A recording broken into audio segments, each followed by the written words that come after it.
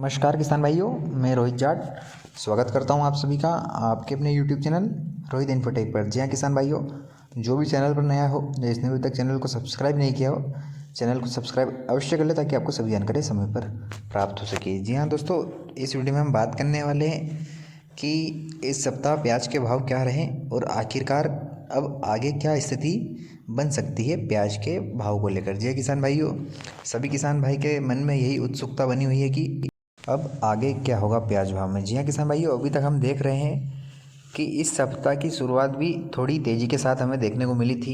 एक दो दिन तेज़ी आई थी, लेकिन फिर एकदम से जो पुराने प्याज की आवकें बढ़ी, उसने उस तेज़ी को ख़त्म कर दिया और भाव फिर सामान्य हो गए। तो अब किसान भाइयों के मन में यही उम्मीद है कि अब आखिरकार हमें जो बड़ी तेज़ी है वह कब तक देखने को मिल सकती है।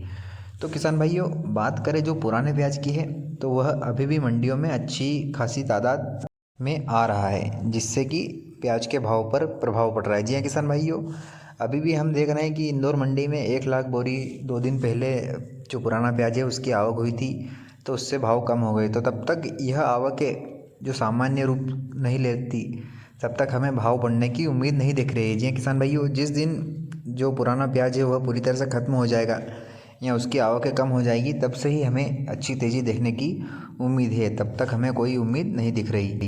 भाइयों, आगे बात करें नए प्याज की आवक कब से बढ़ेगी, तो उसका एक ही जवाब है कि जो अभी बेमौसम जो बारिश हुई है, महाराष्ट्र हो गया, मध्य प्रदेश हो गया या दूसरे ज़िलों में, तो उससे जो फसल निकलने वाली थी उस पर खासा प्रभाव पड़ा है। जी हाँ किसान भाइयों, अब जो भी नई फसल है वह 8 से 10 दिन फिर लेट हो गई है।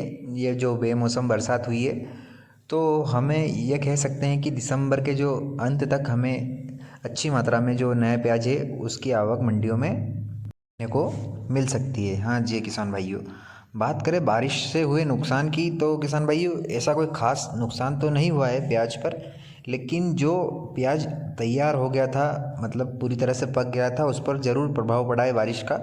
क्योंकि जो बारिश हुई है उससे जो प्याज की जो निकलने का जो समय था वह लेट हो जाएगा, तो उससे उस पर थोड़ा प्रभाव पड़ेगा, लेकिन इस बारिश से उतना प्याज पर असर नहीं पड़ा है। जी हाँ किसान भाइयों, बात करें प्याज भाव की, तो किसान भाइयों दिसंबर के अंत तक हमें अच्छे बाज़ार प्याज में देखने को मिल सकते हैं, क्योंकि दिसंबर के अंत तक जो पुराना प्याज है वह भी लगभग समाप्त हो जाएगा और जो नए प्याज है उसकी भी आवक अच्छी क्वालिटी की चालू हो जाएगी, जिससे हमें प्याज भाव में अच्छा खासा सुधार देखने की उम्मीद है। क्योंकि अभी जो नया प्याज मंडियों में आ रहा है उसकी क्वालिटी हल्की हो रही है, जिससे बाज़ार पर प्रभाव पड़ रहा है और भाव नहीं बढ़ रहे हैं। जब से अच्छा प्याज मंडियों में आना चालू हो जाएगा या उसकी आवक अच्छी होगी, तो हमें तेज़ी देखने की उम्मीद है। जी हाँ किसान भाइयों, सभी व्यापारी भाइयों का भी यही कहना है कि अभी जो नया प्याज आ रहा है वह हल्की क्वालिटी का है, और जिस दिन से अच्छी क्वालिटी की प्याज अच्छी मात्रा में मंडियों में आने लग जाएगी, तो हमें ज़रूर तेज़ी देखने को मिलेगी। जी हाँ किसान भाइयों, और जिस दिन पुरानी प्याज ख़त्म हो जाएगी अच्छे से, तब तो निश्चित ही तेज़ी बनेगी, क्योंकि जो नई फसल है वह इतनी नहीं है जिससे आपूर्ति हो सके, तो तेज़ी बनना तो निश्चित है प्याज में।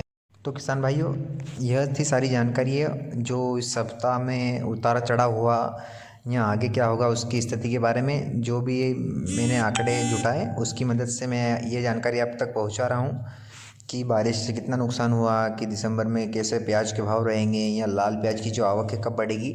सारी बातें मैंने इस वीडियो में बताई है, तो यह जानकारी आपको अच्छी लगी होगी, मैं उम्मीद करता हूँ, क्योंकि हमारा मकसद यही होता है कि किसानों को सही जानकारी सही समय पर पहुँचाई जा सके।